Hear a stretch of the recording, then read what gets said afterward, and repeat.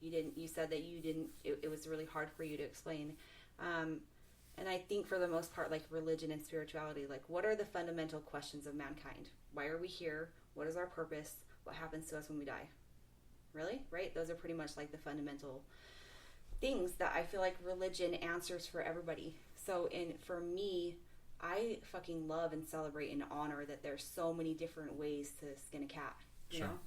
And I really believe that because everybody has that great common deep search for that spiritual apex, so to speak, that is essentially the connection that we all have with each other.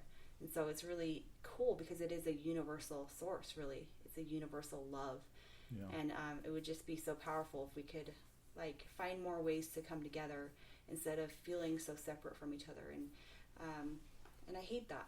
And I think in my addiction, definitely, and everybody can relate to that. In your addiction, you just get so fucking far away from everything and everybody, and then you slowly get so far away from yourself. It's like you're you know, like I've said before, like your voice becomes so quiet inside, and your internal dialogue is just like this little tiny. For me, it was like I've always had such a strong fucking voice in my head, and just this really strong, big spirit about me.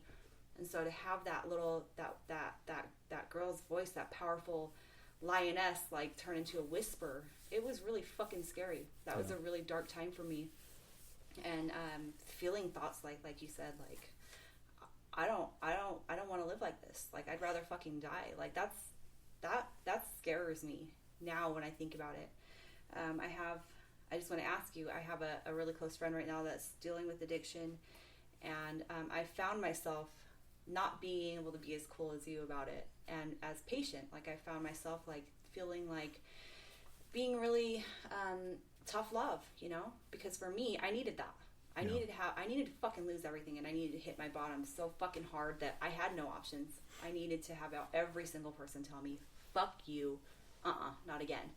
For me, that was the most beneficial thing. So that's like what I'm doing. But like for us, like feeding the homeless, for instance, like how can you be so cool about it? Because I'm like driving down 30s by the library, and I'm like, what the fuck, you fuckers? Like, go away. I'm having thoughts like that to myself. And I'm thinking like, are they victims? Should I feel sorry for them? Do I want to go feed them? Like, am I mad at them?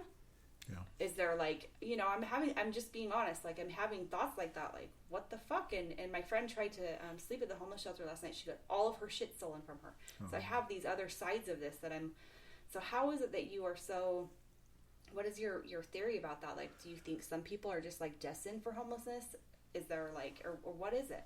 I don't know. I mean, I wish I knew, and I don't think, so sometimes I come across composed, but you know, like in my mind, and so I had this conversation with somebody the other day. I was like, man, if you could have seen me some of the times, like during the first 9 years I was sober, like when I was in the heat of it, right, and I was having these little rage fits at home all alone, I'd be super embarrassed, right, and some of those rage fits were based around this little schizophrenic friend that I have, right, that always constantly shows up at my house. He goes to prison for 2 or 3 years and gets out and shows up at my house, and he's strung out on dope, and he camps out on my sidewalk or in my backyard. He set up a tent, and I'm just like, man, what the fuck is going on? Why does this dude keep coming to my fucking house? And when he's doing good, I love him, right? But when he's not, I don't want him around me, you know. So I get like driving down the street and having somebody hit me up and be like, hey, let me get some money, right? Because my first reaction is usually, fuck no, you know. Why don't you go out there and you earn it, right? And yep.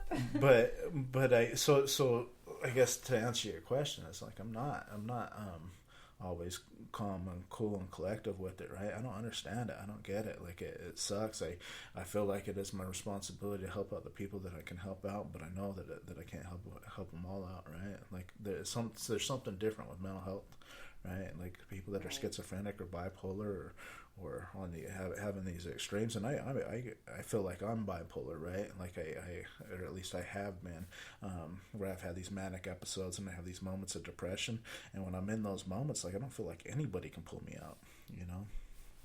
Yeah, I mean, it's definitely, it just gives some perspective. I mean, and it's interesting how in Salt Lake, how they decided, you know what, hey, maybe like the higher ups were sitting around having a tea party, smoking big old cigars, and they were like, hey, you know what, let's try this. Instead of trying to arrest them, let's arrest them and offer them help and see what happens.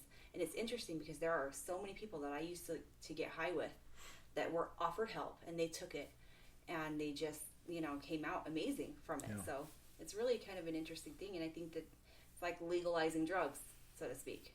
In places that drugs are legalized, it seems to be, have the opposite effect. So it's interesting, and it definitely gives perspective to make me feel really grateful.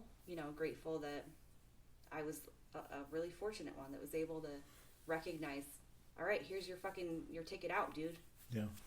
It's go time. Let's do this, So what would you say to our listeners, like, to somebody who is struggling or somebody who needs a little source of inspiration? Like, what advice would you give them?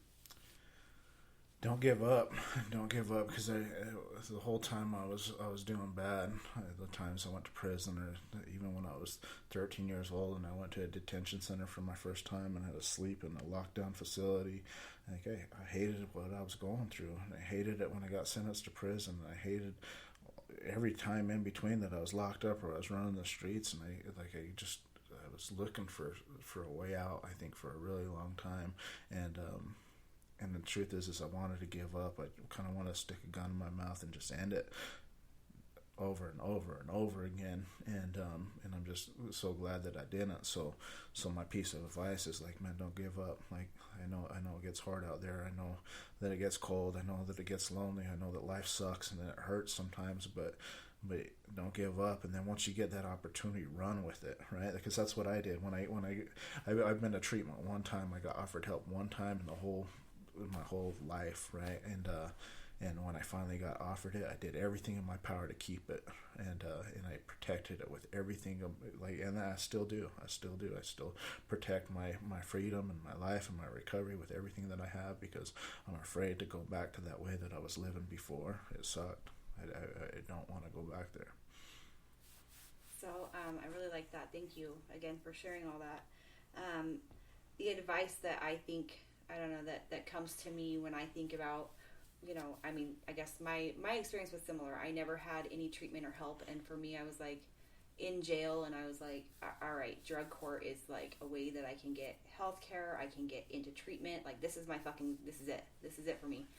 And so that was kind of my choice, and I've been clean ever since. I made that one single choice, and it was just like, boom, Yeah. And so I think my advice that I give to people is do anything that inspires your heart, whether it's listening to a fucking cool song on your iPod, doesn't matter what it is. Playing softball, who cares? Find the things that make you feel joy and continue to build on those. Get reacquainted with who the fuck you are. Be grateful that you're a survivor and that you're at least thinking those thoughts, like, you know what, maybe there is something better for myself. Grab that fucking thought and cling on for dear life, and keep on keeping on. So thank you so much. Is there any last final thoughts that you have that you'd like to share? No, just thank you for this opportunity. It's always cool so one of my favorite things to do in life, like, I don't have any hobbies. I don't play basketball or play video games or snowboard. One of my favorite things to do is to connect with people, have conversations like the conversation that we're having right now. And I feel like something happens. There's a collective energy that happens, and it helps us both, and it helps the world as a whole. So that's all I got. Conscious co-creation. I like that. Yeah. Awesome. Well, why don't you just to end this, tell us how people can get involved. So we have a Recovery Soldiers meeting every Wednesday at 8:30 at Fellowship Hall. Fellowship Hall's in Sugar House, Utah. I don't know what the address is, but it's a good way to find us. We also have a Facebook page called the Recovery Soldiers. It's a group, so there's all kinds of chat, memes, good stuff, funny stuff, just whatever. So if you want to get involved, just get into some of that stuff. Okay, awesome. Thank you again for tuning into this week's episode of Out of the Darkness and Into the Light. Again, my name is Sabrina Blackburn, and sitting here with Damian Trujillo, and we'll be back at you in a couple weeks. So talk to you soon. Bye.